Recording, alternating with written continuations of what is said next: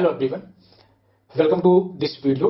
ये Maharashtra MCA set का जो मास्टर क्लास है उसका पहला वीडियो है। जैसा कि मैंने आप सभी लोगों से वादा किया था, उस वादे के मुताबिक मैं आप सभी लोगों के सामने उपस्थित हूं इस वीडियो को लेकर के।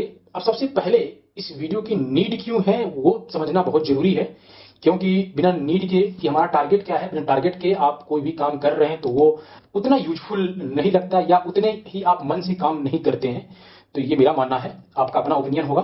तो सबसे पहले ये है कि इसका जो एग्जाम डेट है वो 25 एंड 26 मार्च यानी कि इसी मंथ में होने वाला है। आज जब मैं वीडियो अपलोड कर रहा हूं, आज आपका ये 16 मार्च है। 16 मार्च को ये वीडियो आप देख रहे हैं, ठीक है। तो इसके बाद टोटल आपके पास 10 दिन है, ठीक है। अगर इन केस ये एक्सटेंड नहीं होती है, पूरा चांसेस एक्सटेंड नहीं होने वाला डेट, तो आपका क्या प्लान होगा और इसकी जरूरत क्यों पड़ी है। सबसे पहली चीज ये है कि इसकी जरूरत क्यों पड़ी है। इसकी जरूरत इसलिए पड़ी है कि आप ऑनलाइन देखेंगे फ्री कंटेंट महाराष्ट्र सेट के बारे में बहुत कम है, ठीक है। ऐसा नहीं है नहीं, बट बहुत कम मिलेगा। दूसरा चीज है, एमसीए एंट्रेंस एग्जाम के लिए ये पहला एग्जाम है जो कि सबसे पहले कंडक्ट करवाया जा रहा है इस साल, ठीक है। और बहुत से बच्चे ऐसे होंगे जिनका सिलेबस भी कंप्लीट नहीं हुआ होगा, जो कि निमसेट की तैयारी कर रहे हैं, किसी और एंट्रेंस एग्जाम की तैयारी कर रहे हैं एमसीए के लिए, उनका सिलेबस तक नहीं कवर हुआ होगा। तो इस टाइम पे एक आप पर्टिकुलर कुछ जो है सब्जेक्ट्स पढ़ेंगे, कुछ टॉपिक्स पढ़ेंगे, तब आपका सिलेक्शन हो सकता है। और इस पे फोकस करना क्यों जरूरी है, उसका रीजन है कि अगर आप निमसेट का एग्जाम देते हैं, और जो लोग भी निमसेट एग्जाम देते हैं सबका टारगेट होता है कि एनआईटी त्रिची हमें मिले या टॉप 5 एनआईटी मिल जाए, लेकिन नहीं मिल पाता है। उसका रीजन होता है कि लिमिटेड सीट्स और नंबर ऑफ बच्चे जो है ज्यादा हैं, तो जिसकी वजह से ये दिक्कतें आती हैं। लेकिन अगर जो प्लेसमेंट, जो फैसिलिटीज एनआईटीज दे रही हैं, वही फैसिलिटीज, वही प्लेसमेंट अगर और कॉलेज में मिल रहा है तो आपको एडमिशन लेने में कोई दिक्कत नहीं होनी चाहिए, क्योंकि मेन टारगेट आपका यही होता है कि जो प्लेसमेंट है वो अच्छे तरीके से हो जाए, वो एक अच्छा पैकेज लग जाए, ठीक है। ये आपका टारगेट होता है। तो वो पैकेज या उससे अच्छे पैकेज वो लोग प्रोवाइड कर रहे हैं। उस कॉलेज के नाम मैं बता दे रहा हूं, गिना दे रहा हूं। पहला आपका है पुणे यूनिवर्सिटी, ठीक है, जिसको एसपीपीयू के नाम से जानते हैं। सेकंड है आपका वीजेटीआई यानी कि जो है वी माता जीजाबाई इंस्टीट्यूट ऑफ टेक्नोलॉजी। इसके अलावा SPIT Sardar Patel institute of technology. इसके अलावा केजे सौम्या। ये सारे कॉलेज हैं जहां पर काफी ही अच्छा प्लेसमेंट जाता है, हाईएस्ट पैकेज भी काफी अच्छा गया है। इन सभी का डिटेल्ड वीडियो मेरे चैनल पे अवेलेबल है। कितना पैकेज गया, कितना गया है, क्या कट ऑफ जाती, सारी चीजें अवेलेबल है, जाके आप देखिएगा जरूर, ठीक है। अब थोड़ा सा हम सिलेबस के बारे में डिस्कशन कर लें, थोड़ा बेटर होगा। तो एग्जाम के बारे में जानना बहुत जरूरी है। तो सिलेबस आप कवर कर लेंगे तो टोटल 200 मार्क्स का ये पेपर होने वाला है, ठीक है। 90 मिनट का आपका ये पेपर होगा, और ये जो है ऑनलाइन मोड से होगा, सबको मालूम है। और ये जो पेपर होगा इंग्लिश में होगा, ठीक है। नंबर ऑफ क्वेश्चन की बात करता हूं तो मैथमेटिक्स एंड स्टैटिस्टिक्स में 30 क्वेश्चन आपको मिलेंगे, एंड जो है लॉजिकल रीजनिंग, एब्स्ट्रैक्ट रीजनिंग में आपका 30 क्वेश्चन ही होगा। इंग्लिश में आपको मिलेगा यहां पर जो है 20 क्वेश्चन, एंड अगर बात करूं कॉन्सेप्ट ऑफ कंप्यूटर की तो वहां पर आपको 20 क्वेश्चन मिलेंगे। सभी क्वेश्चन की जो मार्किंग की गई है वो 2 मार्क्स पर क्वेश्चन के हिसाब से की गई है, यानी कि एक क्वेश्चन अगर आपका करेक्ट होता है तो 2 नंबर आपको मिलने वाले हैं। एंड टोटल अगर मार्क्स की बात करें 200 मार्क्स का ये क्वेश्चन पेपर होने वाला है। तो टारगेट रहे आपका कि एक अच्छा स्कोर आप गेन कर पाए इसमें। अब मैथमेटिक्स की बात करें तो मैथमेटिक्स बहुत ही सिंपल होता है, डिफिकल्ट नहीं होता है। जिसका मैथमेटिक्स अच्छा है उसका logical reasoning and abstract reasoning automatically आपका स्ट्रांग हो जाता है, अगर आपका मैथमेटिक्स स्ट्रांग है तो। इसके अलावा जो है कंप्यूटर की बात करूं तो कंप्यूटर के लिए आपको पढ़ना पड़ेगा बढ़िया से, क्योंकि थोड़ा कंप्यूटर का जो लेवल होता है ठीक ठाक होता है, तो उसके लिए सही से तैयारी करनी होगी।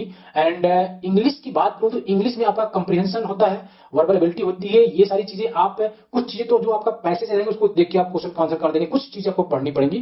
तो सभी पार्ट्स को इस वीडियो में यानी कि अपकमिंग जो वीडियो होंगे उसमें कवर करने की कोशिश मैं करूंगा, और उस सभी क्वेश्चनों को कवर करेंगे जो कि एक्सपेक्टेड है कि आ सकते हैं या कभी ना कभी आए हुए हैं। ऐसे ही क्वेश्चंस हम कवर करेंगे इन सभी वीडियोस में, ओके।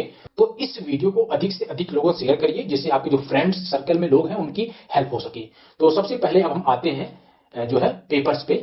जो मैंने ये पूरी सीट बनाई है, इस वीडियो में मैं कंप्यूटर सेक्शन मेनली कवर करूंगा, ठीक है। इस वीडियो में मैं कंप्यूटर सेक्शन के बारे में डिस्कशन करूंगा। तो 20 नंबर का, सॉरी 20 क्वेश्चन है, 40 नंबर का जो क्वेश्चन है, ये 40 नंबर कोशिश रहेगी कि इसमें आपका 35 प्लस जो है मार्क्स आपके कंफर्म आ जाए, ठीक है। इसमें 35 से कम किसी का ना हो, जो ज्यादा मेहनत कर दे उसको 40 भी आएगा, ठीक है। ऐसा मैं दावा कर दूं कि 40 आपका इसको पढ़ने से आ जाएगा, तो ऐसी कोई गारंटी किसी की नहीं हो सकती है, डिपेंड करता है आपके ऊपर। कंटेंट मैं आपको प्रोवाइड करूंगा, ठीक है। तो सबसे पहला जो क्वेश्चन है कंप्यूटर का ये बहुत ही बेसिक क्वेश्चन है। क्वेश्चन मैं पढ़ के सुनाता हूं आपको। The binary number system has the power. जो बाइनरी नंबर सिस्टम होते हैं, आपने सुना होगा decimal number system and binary number system, इसका पावर क्या होता है? तो आपने सुना होगा तो आपको पता होगा, इसका जो पावर होता है वो 2 होता है। ठीक है, सिंपल है। नेक्स्ट क्वेश्चन पर मूव करते हैं। तो दूसरा जो क्वेश्चन है वो भी काफी सिंपल है। अगर आपने बीसीए कर रखा था या आपने बीएससी कर रखा होगा, ठीक है, आईटी से, तो आपने बेसिक जो सी लैंग्वेज है, प्रोग्रामिंग लैंग्वेज जो है सी, जो लोग नहीं जानते प्रोग्रामिंग लैंग्वेज क्या होता है, तो वो लोग को धीरे धीरे पता लग जाएगा। तो सी एक प्रोग्रामिंग लैंग्वेज है जिसमें क्या होता है कि आप कोडिंग जब करते हैं तो कोई भी लाइन समझने के लिए कोई फंक्शन लिखा गया है, तो फंक्शन क्यों लिखा गया है, उसका रीजन क्या है और उसका पर्पज क्या है, उसको हम कमेंट के माध्यम से दर्शाते हैं, जिससे कि अगर मैं एक कोडर हूं या एक डेवलपर हूं तो बाद में उसमें कोई मॉडिफिकेशन करना हो तो दूसरा डेवलपर आसानी से उसको समझ सके। तो उसके लिए हम क्या करते हैं कि कमेंट करते हैं। कमेंट करने के लिए क्या करते हैं, डबल बैक स्लैश लिखते हैं, उसके बाद हमें जो भी लिखना होता है हम वहां लिख देते हैं। ठीक है, तो उसके लिए जो इस्तेमाल होता है ये डबल बैक स्लैश होता है। ऑप्शन नंबर डी आपका इसमें सही है। तो क्वेश्चन नंबर जो 3 है, इसका मैं आंसर अभी नहीं बताऊंगा, ये आपका ब्रेन एक्सरसाइज है। ये कमेंट करके हमें बताइएगा, नेक्स्ट जो क्लास होगी उसमें मैं इसका आंसर बताने वाला हूं। राइट, तो जितने भी इसमें 4-5 ब्रेन एक्सरसाइज में दे रखा हूं, उन ब्रेन एक्सरसाइज के क्वेश्चंस को आप कमेंट बॉक्स में क्वेश्चन नंबर के साथ में ऑप्शन कौन सा सही है वो आपको कमेंट में लिखना है। राइट, लेकिन जो नेक्स्ट क्लास होगी उसका आपको आंसर उसमें मिल जाएगी, यानी कि मास्टर क्लास 1 का जो आंसर होगा उसका आपको 2 में मिल जाएगा। ओके, तो क्वेश्चन में पढ़ता हूं, which symbol is used to declare a pointer. कोई पॉइंटर वेरिएबल को, कोई पॉइंटर को डिक्लेयर करने के लिए हम कौन से सिंबल को, चाहे वो वेरिएबल चाहे कुछ भी हो, उसके लिए कौन सा सिंबल का इस्तेमाल करते हैं। तो आप सबसे पहले कोशिश करिए कि अपने समझ से दीजिएगा। अगर आपको नहीं समझ में आ रहा तो आप गूगल करिए, जो भी करिए, लेकिन पहले समझ लीजिएगा क्यों यूज करते हैं और कौन सा ऑप्शन सही है। ठीक है, ऑप्शन जब आप मिल जाए आपको तो कमेंट तुरंत करिएगा। नेक्स्ट क्वेश्चन पे हम मूव होते हैं। क्वेश्चन नंबर मैं 4 की बात करता हूं। ठीक है, तो क्वेश्चन नंबर 4 का जो क्वेश्चन है उसको पढ़ूं पहले कि hexadecimal letter A through letter F are used for the decimal equivalent value, यानी कि ए एंड एफ, ठीक है, इसको ए एंड एफ को हेक्साडेसिमल वैल्यू में लिखा गया है। इसका जो वैल्यू होगा वो डेसिमल में कितना होने वाला है। अब डेसिमल क्या होता है, डेसिमल से कि 1 आपका हो गया, 2 हो गया, 3 हो गया, 4 हो गया, ये सारे डेसिमल वैल्यू है। ठीक है, वैसे ही आपने सुना होगा हेक्साडेसिमल, तो हेक्साडेसिमल में ए की वैल्यू कितनी होती है वो आपको बतानी है। ठीक है, तो इसका जो आंसर है वो है बी वाला, यानी कि ए की जो वैल्यू है वो 10 है एंड जो एफ की वैल्यू है वो 15 है। तो आंसर नंबर बी जो है सही है, ये बी।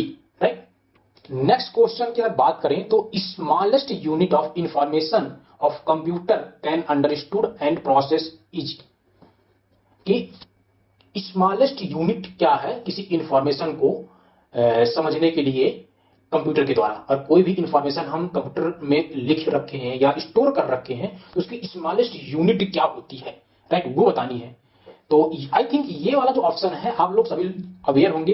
पहला ऑप्शन है केबी, सेकंड है digit, third is bit and last is byte. तो स्मॉलेस्ट क्या है वो आपको बतानी है, that is C option answer जो है। ठीक है, बिट, सबसे स्मॉलेस्ट जो यूनिट है वो बिट है। ओके, तो अब नेक्स्ट क्वेश्चन की बात करते हैं। नेक्स्ट क्वेश्चन क्या कह रहा है कि सीपीयू के उस पार्ट का नाम बताना है जो कि बस यूनिट को इंस्ट्रक्शन प्रोवाइड करता है, किस लिए, किसी भी मेमोरी एड्रेस पर वो चीज अगर स्टोर्ड है उसको रीड करने के लिए। तो उस पार्ट का नाम क्या है, तो उस पार्ट का नाम है decode unit. Right, okay, question number 7 इतना सिंपल है, अगर आप सही से क्वेश्चन पढ़ लेंगे तो आपको इसका आंसर मिल जाएगा। जैसे कि left most position with given binary number, कोई बाइनरी नंबर गिवन है, उसका सबसे मोस्ट लेफ्ट पोजीशन वाला जो नंबर होगा उसको क्या बोलेंगे शॉर्ट फॉर्म में। ठीक है, तो that is MSB, most, M for most, S for significant and B for bit, most significant bit. Answer number B is correct.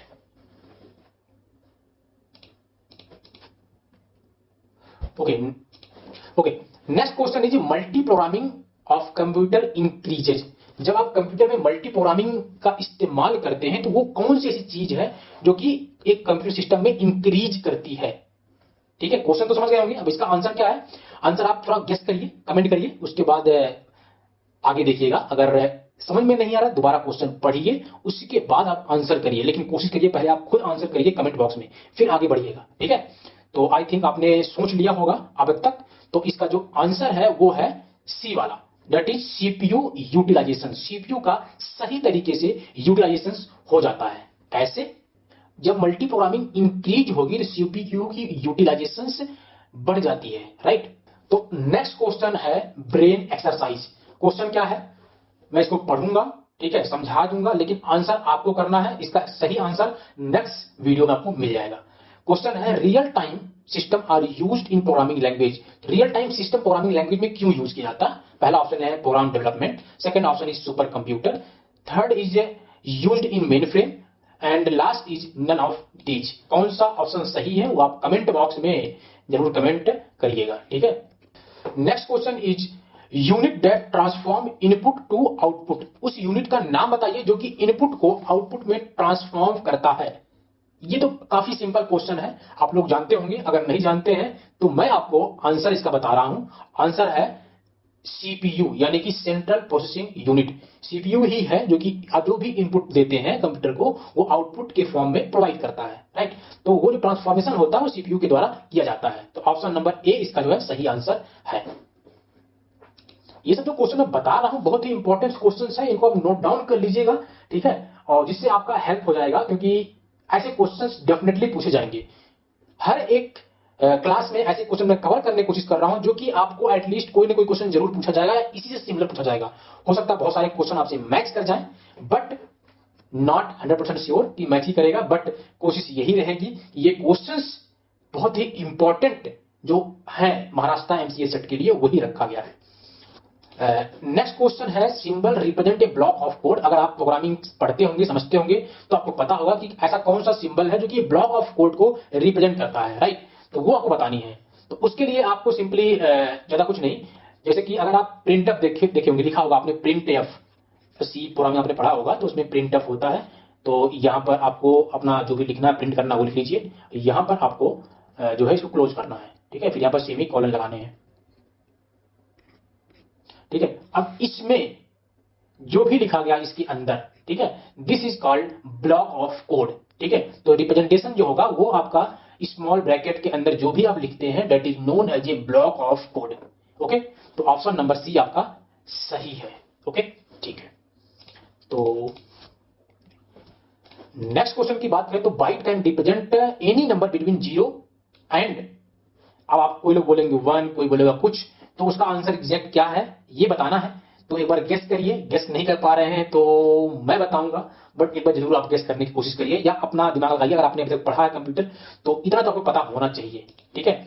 तो इसका जो आंसर है क्वेश्चन नंबर 12 का, वो है ए वाला ऑप्शन। क्या? 255। क्यों है? बाइनरी नंबर को रिप्रेजेंट करने के लिए टोटल है 256 जो है रिप्रेजेंटेशंस हैं टोटल, ठीक है। लेकिन जो शुरुआत होती है वो 0 से होती है, ठीक है। तो 0 से लेकर के 254, 255 तक आपका जाता है। तो अगर 0 को इंक्लूड करेंगे तो 255 तक आप काउंट करेंगे तो टोटल सम करने के बाद आपका 256 होता है। तो इस जगह पे यहां पर क्या होगा? 255 ही रहेगा। क्यों? क्योंकि 0 से काउंट कर रहे हैं इसलिए 255 होगा। अगर 1 से काउंट करते हैं तो डेफिनेटली जो है वो 256 होता। तो आंसर इसका जो है ए है। कंफ्यूजन यहां पर यही होता है कि मैक्सिमम बच्चे यहां पर 256 लगा के आएंगे, मैक्सिमम बच्चे, इस बात का आपको ध्यान देना है। नेक्स्ट क्वेश्चन आपका है in which standard library files of C function printf is defined. यानी कि जो प्रिंटफ फंक्शन होता है वो सी की कौन सी स्टैंडर्ड लाइब्रेरी के अंदर डिफाइन होता है। आई थिंक जो लोग भी सी लैंग्वेज पढ़े होंगे उनको ये चीजें पता होंगी। नहीं पता है तो मैं बता रहा हूं, आपने सुना होगा studio.h, यानी कि ऑप्शन नंबर बी ये सही है। studio.h मतलब स्टैंडर्ड STDIO.h। इसका मतलब STD का मतलब हो गया आपका स्टैंडर्ड, ठीक है। उसके बाद I फॉर, यहां आपको दिख रहा है I, इसका मतलब हो गया इनपुट, ठीक है। अब O का मतलब हो गया आपका आउटपुट, ओके। तो ये रहा आपका standard input output. Option number B इसका सही आंसर है, okay. Next question is storage device include all except, मतलब इनमें से जो ऑप्शन दिए गए हैं उनमें से कौन कौन सी स्टोरेज डिवाइसेस हैं एक के अलावा, ठीक है। एक इसमें से स्टोरेज डिवाइस नहीं है और बाकी 3 इसमें से स्टोरेज डिवाइसेस हैं, तो वो क्या है, ठीक है। तो सबसे पहले आप आते हैं हार्ड ड्राइव पे। तो आपका हार्ड ड्राइव, ठीक है, ये आपका स्टोरेज डिवाइस होता है, क्योंकि आपके जो कंप्यूटर में हार्ड ड्राइव ही है जिसमें आप चीजें सेव करते हैं। तो ये हो गया आपका गलत आंसर, ये सही नहीं है। दूसरा है डीवीडी। तो डीवीडी में आप मूवीज देखते हैं, तो वो भी स्टोरेज डिवाइसेस है, ये भी सही नहीं है। इसके अलावा रिकॉर्डेबल सीडी, सीडी जो होता है उसमें भी मूवी आपने देखे होंगे स्टार्टिंग में, बहुत दिन पहले। अब तो सीडी का जमाना गया, लेकिन पहले जो होते थे, जो आपकी मूवीज होते थे, वो सीडी में आ रहे थे। तो ये भी आपका स्टोरेज डिवाइस है, ये भी गलत आंसर। तो बचा कौन सा? Answer number A, RAM. ठीक है, तो क्वेश्चन नंबर 14 का ए ऑप्शन सही है। ओके, तो ऐसे अगर आपको 4 ऑप्शन पता है और 3 ऑप्शन अगर आपने गलत कर दिया, तो पहला जो ऑप्शन बचेगा, जो आपका रिमेनिंग ऑप्शन होगा, वो तो सही होगा। तो कभी कभी ऐसा होता है कि हमें सही आंसर नहीं पता होता, ठीक है, कि करेक्ट आंसर कौन सा है, बट आपको वहां स्मार्टली प्ले करना है। कैसे प्ले करना है? स्मार्टली, ठीक है, क्योंकि आपको मार्क्स तो लाने हैं, एडमिशन तो लेने हैं ना, तो उसके लिए आपको स्मार्टली प्ले करना पड़ेगा, देखना पड़ेगा कौन कौन से नहीं हो सकते। ठीक है, तो जो जो नहीं हो सकते पहले उसको काट दीजिए, हटा दीजिए, जैसे कि मैंने किया इस क्वेश्चन में, और जो हो सकते हैं भी बच जाएंगे। बाई चांस लास्ट में ऐसा कोई जो है चांस आता है कि बाई चांस आपको 2 कंफर्म है कि ऑप्शन नंबर, सपोज करिए कि ऑप्शन नंबर आपका डी नहीं हो सकता, और आपको कंफ्यूजन है कि सी वाला भी नहीं होगा, लेकिन बी में कंफ्यूजन है, ठीक है, कि नहीं होगा या हो भी सकता। ठीक है, तो इस जगह आप क्या करेंगे? तो आप यहां पर गेस करेंगे, तो आपके पास जो चांसेस आप रॉन्ग होंगे बहुत कम होंगे, यहां पर आप स्मार्ट गेसिंग कर सकते हैं, राइट। ठीक है, यस, लेकिन इसका जो आंसर है वो ये है। तो नेक्स्ट क्वेश्चन पे हम मूव करते हैं। तो next question is CPU ALU contains, CPU के अंदर, ठीक है, अर्थमेटिक लॉजिकल यूनिट होती है, वो क्या कंटेन करती है, उसके अंदर क्या होता है, एएलयू के अंदर क्या क्या होते हैं, ये जानना चाह रहे हैं। तो एएलयू के अंदर बेसिकली जितने भी आपके एएलयू के अंदर जो भी कंपोनेंट होते हैं, वो सारे के सारे आपके रजिस्टर्स होते हैं। ठीक है, जो भी आपके ऑपरेशंस होते हैं, वो सारी कुछ चीजें उसी के अंदर होती हैं। ये रजिस्टर ही है जो कि सारी कुछ चीजें करते हैं। नेक्स्ट क्वेश्चन है number of instructions CPU can fetch, यानी कि नंबर ऑफ कितने इंस्ट्रक्शंस को सीपीयू फेच करता है, प्रोसेस करता है इंस्ट्रक्शंस को 1 सेकंड में, तो उसको क्या बोलेंगे? That is clock cycle. Okay, next question. तो नेक्स्ट क्वेश्चन पहले फिल इन द ब्लैंक है, उसके बाद लिखा है chips hold the program and data that CPU is processing. तो यहां पर ब्रैकेट में लिखा है सीक्वेंस ऑफ इंस्ट्रक्शंस, इंस्ट्रक्शंस की एक सीक्वेंस होती है, ठीक है, जिसको होल्ड करता है प्रोग्राम एंड डेटा, जो कि सीपीयू की प्रोसेसिंग के दौरान होता है। ठीक है, उसको क्या बोलते हैं? तो आप 17 नंबर क्वेश्चन में आपका जो आंसर है दैट इज रैम। क्या है? रैम। यहां पर आप रैम फिल करिए, RAM। ठीक है, RAM chip hold the program and data that CPU is processing. अब सीपीयू में प्रोसेसिंग तो वही होगी जो रैम के पास होगा, जिस डेटा को, जिस प्रोग्राम को रैम जो है होल्ड किया रहता है, क्योंकि सीपीयू 1 बाय 1 वेट करता है। सीपीयू पहले एक काम सीपीयू को दिया जाता है, ठीक है, वो काम जब तक नहीं कर लेगा तब तक जो है जो उसके पहले वाला रहेगा उसको होल्ड पे रखता है। जैसे वो कंप्लीट होता है उसकी प्रोसेस को, सपोज करिए, मैं आपको समझाने की कोशिश करता हूं इसको, सपोज करिए ये आपका सीपीयू हो गया, ठीक है, यहां पर एक काम आपका है 1 2 एंड 3, ठीक है, तो यहां पर वर्क नंबर 1 जो है इसको कंप्लीट करना है, तो सीपीयू को पहले ये अलॉट हो गई। ठीक है, अब अलॉट होने का जो बहुत तरीका है, ठीक है, उसके अकॉर्डिंग एलोकेशन होती है, वो आप जब एमसीए करेंगे तो वहां पर आप पढ़ेंगे जो है ऑपरेटिंग सिस्टम में। तो इसमें क्या होगा, जैसे कि आपका वर्क नंबर 1 अलॉट हो गया, तो इसको जब तक कंप्लीट नहीं कर लेगा तब तक ये 2 पे नहीं आएगा। ठीक है, तो पहले 1 को कंप्लीट करेगा, फिर 2 पे आएगा, फिर 2 को कंप्लीट करेगा, फिर 3 पे आएगा, राइट। इस तरह से सीपीयू की एलोकेशन होती है, राइट। तो जो एलोकेट नहीं हुआ होगा, यानी कि 2 वाला एलोकेट नहीं हुआ है, पहला आपका प्रोसेस में चल रहा है, तब तक उस दौरान 2 वालों को होल्ड किया जाएगा।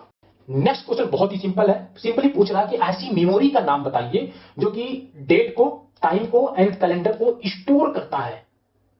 फिर से समझिए कि ऐसी मेमोरी का नाम बताइए जो कि डेट को, टाइम को एंड कैलेंडर को स्टोर करता है। उस मेमोरी का नाम बताइए, तो उस मेमोरी का नाम है CMOS, है। अब नेक्स्ट क्वेश्चन पे मूव करें, लेकिन ये क्वेश्चन बहुत इंपॉर्टेंट है, इसको आप लोग याद जरूर कर लीजिएगा, राइट।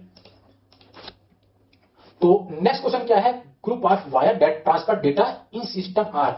वायर्स का एक ग्रुप होता है, ठीक है, जिसके थ्रू हम डेटा का ट्रांसफॉर्मेशन करते हैं एक जगह से दूसरे जगह, उसको आप क्या बोलते हैं?